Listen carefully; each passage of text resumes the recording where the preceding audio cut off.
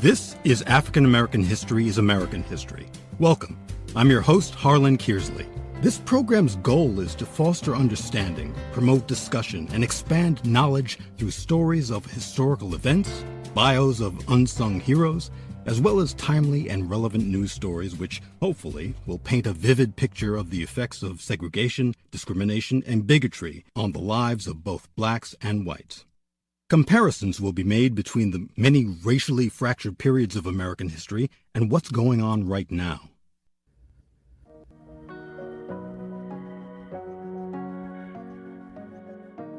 The campaigns of activist Diane Nash were among the most successful of the civil rights era. Her efforts included the first successful civil rights campaign to integrate lunch counters in Nashville, Tennessee, organization of students who would become Freedom Riders, buses full of black and white people protesting segregation with regard to interstate bus travel across the South. She also co-founded SNCC, the Student Nonviolent Coordinating Committee, and co-initiated the Alabama Voting Rights Project, as well as the Selma Voting Rights Movement.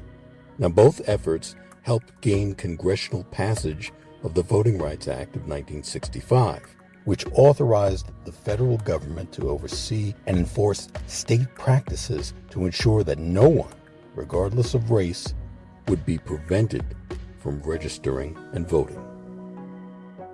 At only 23 years old, her strong-willed leadership played a key role in the civil rights movement.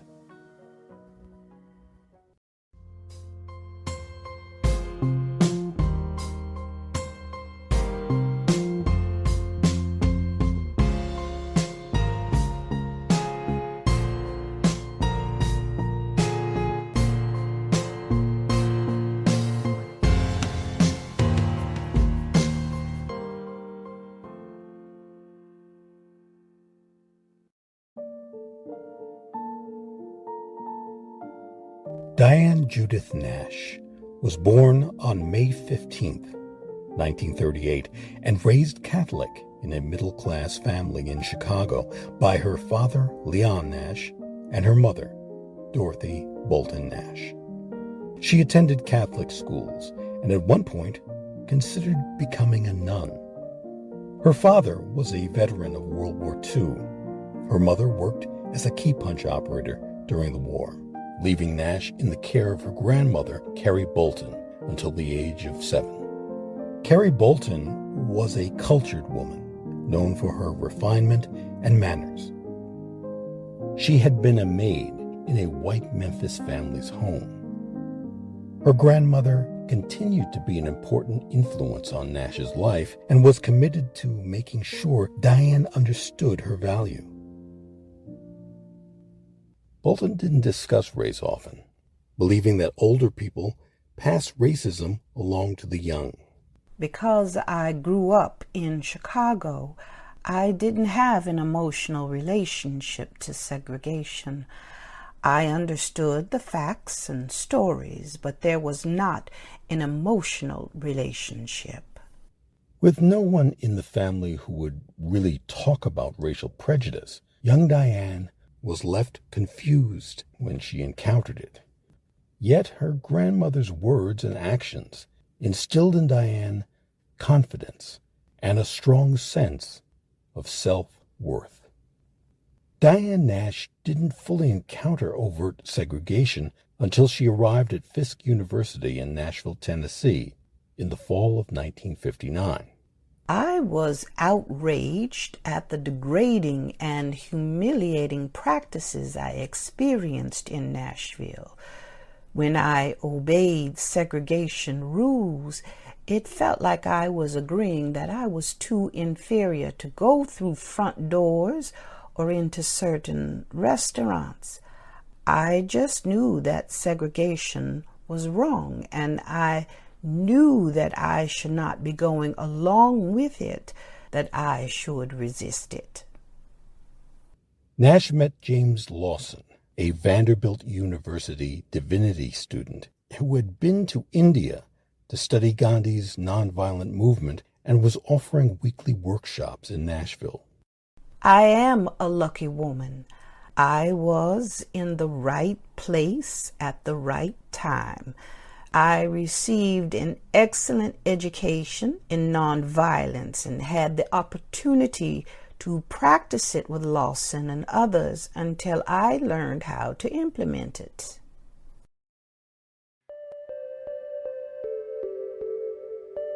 Throughout the civil rights era, many of the male leaders received most of the recognition for its successes. With closer study by historians, Diane Nash's contributions during the civil rights era have finally been fully recognized.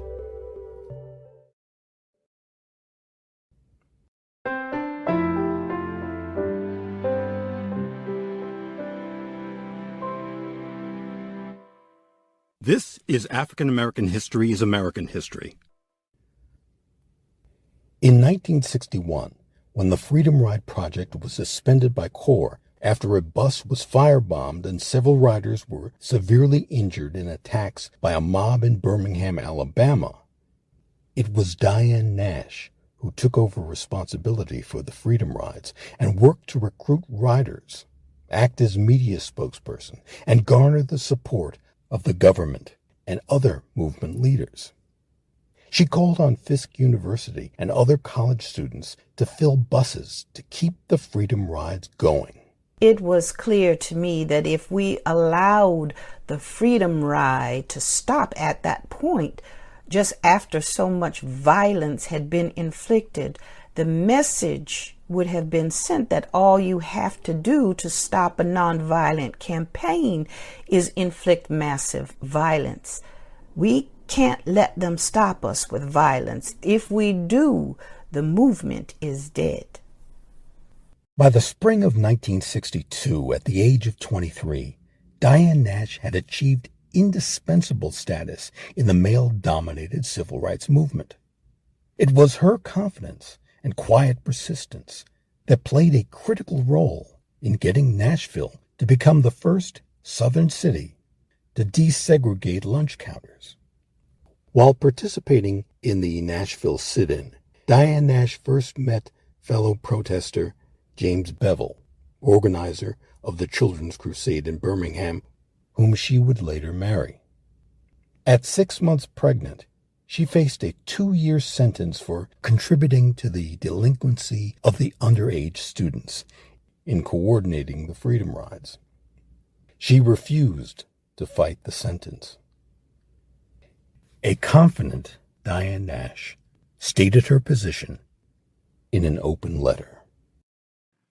I believe that if I go to jail now, it may help hasten the day when my child and all children will be free, not only on the day of their birth, but for all their lives. Ultimately, the judge sentenced her to 10 days in a Jackson, Mississippi jail. She spent her time there, washing her only set of clothing in the sink during the day and listening to cockroaches skitter overhead at night. Diane Nash and James Bevel eventually had 2 children together, a son and a daughter. The couple divorced after 7 years of marriage, and Nash never remarried.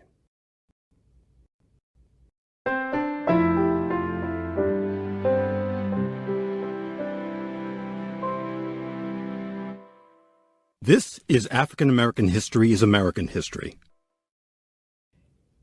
In 1995, historian David Halberstam described Diane Nash as bright, focused, utterly fearless, with an unerring instinct for the correct tactical move at each increment of the crisis.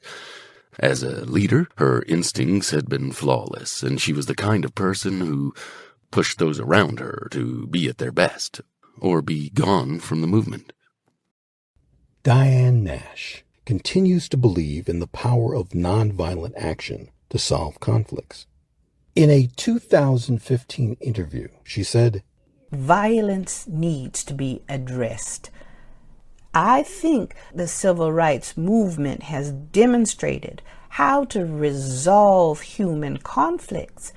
I think it's crazy when 2 countries have problems with each other and one says, let's bomb them kill them, go fight. If we have a problem with another country, I would like to see consideration instead of an automatic tendency to go to war. Let's hear their side, consider our side, and look at what is logical and reasonable. Let's look at what serves the best interests of the people and see if we can negotiate solutions, more sane solutions.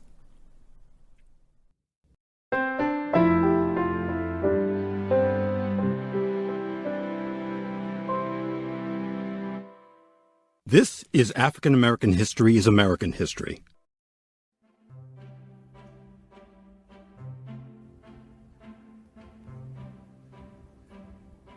On July 1st, 2022, Diane Judith Nash was awarded the Presidential Medal of Freedom, this country's highest civilian award, by President Joe Biden. Today, at 85 years old, Diane Nash is still giving talks about, quote, those times, end quote, which were not so long ago. Young people are amazed at how easily she compares the struggle for civil rights in the 1960s with current situations in the world, and how important it is to stay engaged, because the work is far from over. Diane Nash, truly one of the most influential and effective leaders of the civil rights movement in the 1960s. There is a source of power in each of us that we don't realize until we take responsibility.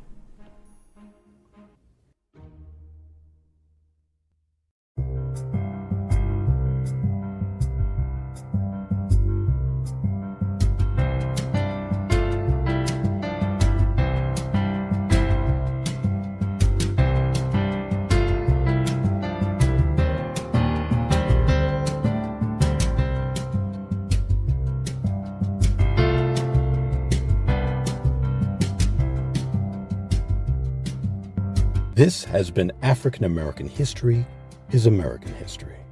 The episode you've been listening to, The Diane Nash Story, was written and directed by Harlan Kearsley. The voice actors for this episode include Jeffrey Shupert as David Halberstam, Kim Bay as Diane Nash, and Soraya Butler as the 23-year-old Diane Nash. I'm Harlan Kearsley, and on behalf of everyone here at African American History is American History, thank you for listening. And if you haven't done so, please subscribe to the channel. It's easy and free. Once you hit the subscribe button and the bell icon, you'll be notified as soon as new episodes are posted. Thanks again, and please stay safe.